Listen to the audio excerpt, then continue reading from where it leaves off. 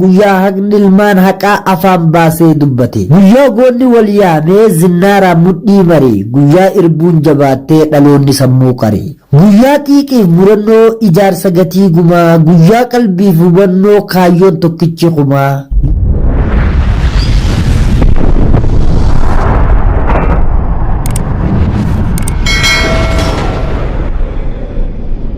Baga geessan baga keenya majjii tokko guyyaa waraana bilisummaa Oromoo bara 2022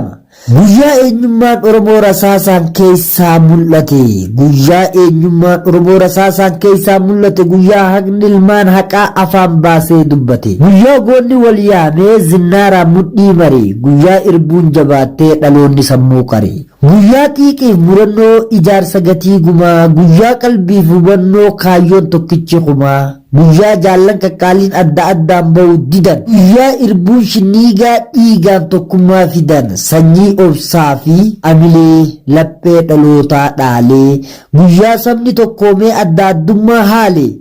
guyyaa sabni tokkoome addaan addummaa haale guyyaa sarbamuu nagaa gootichi of hubate guyyaa shiftaan alagaa rasaasaan gubate guyyaa shiftaan alagaa rasaasa waboon gubate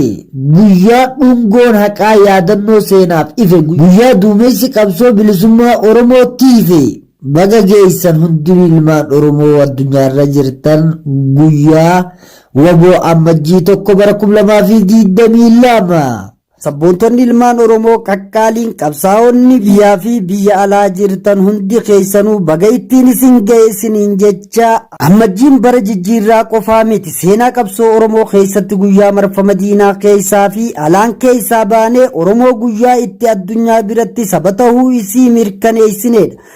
Addatti kan bara kana dachaadha yaadannu ammaas irra deebinee abaa'oo balleessuuf hedduun itti yaadamee keessatti dhibee xannacha dhalchanii alaan ammoo duula qindaawaa irratti godhameen hunda injifatee abaa'oo waboon jiraatee ummata isaa lafarraa dhabama gochuuf lammiileen alaa itti yaammatanii sirnoonni kaleessa harka muran hidhannoo hanga funyaanitti ittiin bobbaanii jiranitti waboon kana keessatti lola hadhaawaa geggeessaa jira. Kanaaf ammajjiin tokko kan baranaa dachaan kan durirra seenaa dabalamedha. Baga har'a geessan jaallawwan falmaarra jirtan hundinuu ammajjii tokko bara 2022